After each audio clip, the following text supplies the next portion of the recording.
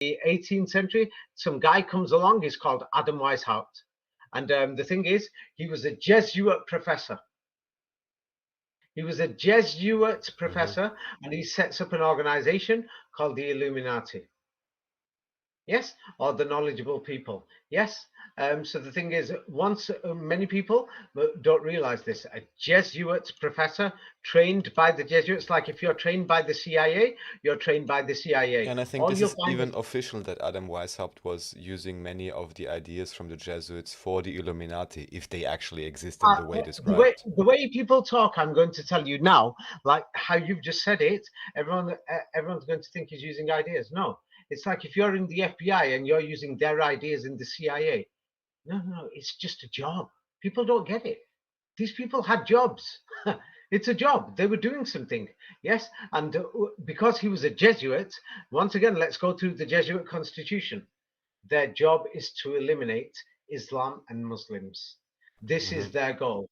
So now, if Adam Weishaupt is a Jesuit professor and he set up a new organization, yes, a Masonic organization called the Illuminati, which was clearly a Masonic organization, but then they tried to give it titles that nobody's going to understand anyway. A quasi this or a semi-autonomous Masonic. Yeah, it's just garbage. The thing is, he's a Jesuit. Yes, he's just got a new job. Yeah, it's like I've given you a new assignment.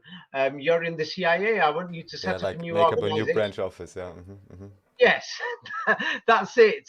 So the thing is, let's use modern terms. So now the thing is, they've done it. So now Freemasonry, notice, yeah, it's called free or Pharaoh, machinery, the machinery of Pharaoh. Are you beginning to see? Really? Okay. Yes. I just There's know more in things. French they say franc-maçonnerie, so that's already close to French, and then we would already be at Faranese. Yes, Franc-maçonnerie, they say in French. Yeah. Yes. So they've just invented it and said the word free now, so that people think it's free. They can't figure it out. It's because the thing is, in England and America, Canada, and other places, people realized that the word was Pharaoh Masonry. So then they just said, it's Freemasonry, to keep you thinking, baffled. Yes. But once you connect all the dots together, that they're called, Ferraniscans. Ferengi, they're foreigners. They don't belong in Europe. They invaded Europe. Yes. So now the thing is, So here the thing is, if anybody wants to check, yes, he was training people. That's how he was a professor for the Jesuits. That's how he could set up the Illuminati, a branch of Masonry, because he was a professor. He was an expert. Yes. Adam Weishaupt, yes, in the Illuminati. But is your working hypothesis now that Weishaupt was a real individual, or we don't know? Now, let me explain to you. Many of these individuals, now the thing is, they've changed many of the names. Some of them they've kept because if there's too much evidence, you'll keep the names. Then the thing is, you'll try to modify the stories, like, was William Shakespeare gay? We've just found new evidence, this and that, etc. Or we've just found out William Shakespeare's original name was like this. There's documentary evidence, things like this, to confuse people. You see? Yes, so that's what they do. So now we know somebody set up the Illuminati, this Masonic organization, but let's not ignore the major fact. He's a Jesuit professor, and he's trained with the objective to eliminate Islam. So what does that tell you about Masonry now and Freemasonry and the Illuminati? Well, at least it explains why they would have such great interest in creating all the modern Islam sects and so on to completely destroy the heritage of whatever it may have been back then. Yeah, and another major thing is, because Masonry is global, yes, everybody thinks this, that, everything, but the more you look at it, the amount of Jesuit involvement in the foundation of Masonry and everything else, then it turns around and shows you that their number one opposition and enemy must be this Islam or Muslims, original Islam, whatever it was.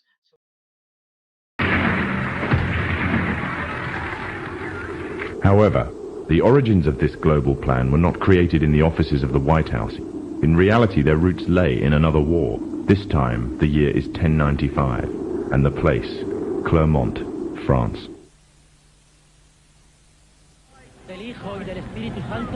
11th century Europe was ruled by the Church, which held a firm grip on the hearts and minds of the people. This power enabled Pope Urban II to wage war on the Muslim Caliphate and crusade in what he called a War of the Cross, to recapture the land of Jerusalem. It had been under Muslim rule since the year 637, but in 1099 this rule was brought to a bloody and sudden end. In the name of the cross, women were raped and murdered. Children were put to the sword, and it is said that blood ran in the streets knee-high to the horses. Out of this land of bloodshed and terror, a group of men arose. Men that would stop at nothing to get what they wanted, no matter what the cost. 20 years after Jerusalem was taken, the Dome of the Rock was seized by a group of warrior monks calling themselves the Knights of the Temple of Solomon, or more simply, the Knights Templars. In Jerusalem, the Templars began to deviate further and further away from the practices of Christianity. They learnt the secret arts of the Kabbalah, an ancient form of Jewish magic, along with its dark rites and rituals. The Jews had learnt the arts from the pagans of ancient Egypt during the times of enslavement to the Pharaoh, and developed them into Babylon at the time of Nebuchadnezzar. In 1307, King Philippe of France arrested them for charges of denial of Christ, homosexuality, and idol worship, as well as magic. In 1314, Pope Clement V declared all Templars as heretics to Christianity, ordering all their properties to be seized. Their leader, Jacques de Morlaix, was captured and burnt to the stake. The Templars were cornered, and just when it seemed they were finished forever, a glimmer of hope arose from a seemingly certain end. They were to find a safe haven as well as an ally. But not in France. In fact, in a country in a desperate struggle for independence against the English. The country of Scotland.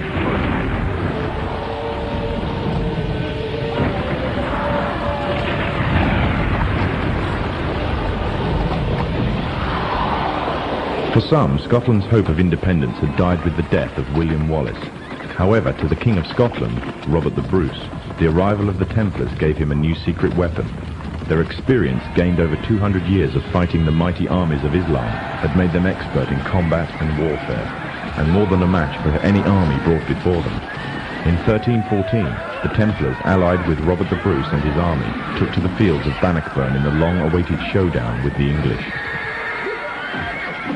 Robert the Bruce's foresight paid off. The 25,000-strong English army suffered a humiliating defeat at the hands of only 6,500 men. The dream of an independent Scotland had finally been achieved. The Templars had brought themselves back from the brink of destruction, and never again would they allow themselves to be destroyed. This time, they would control the country by controlling its kings, and in order to preserve their secret order, the Templars would have to die, or more precisely, the name would have to die. The Templars, who had escaped Europe, were finally laid to rest in Roslin Chapel, Scotland, which stands to this day as sign of their presence in Britain. Their descendants became the true power of Scotland. In 1603, the death of Queen Elizabeth I left England without an heir to the throne. By virtue of descent, King James V of Scotland became King of England. In doing so, Scotland and England joined to form a new kingdom, and the power that the Templars held over Scotland spread to give them a firm grip on the whole of Great Britain. For over 100 years, the Templars concealed their activities, fading into the background until they were little known and little remembered. However, they did not cease to keep a firm grip on Britain. All the time they were planning, regrouping, and infiltrating positions of power in all corners of the kingdom. In 1717, the Templars made their reappearance in Europe.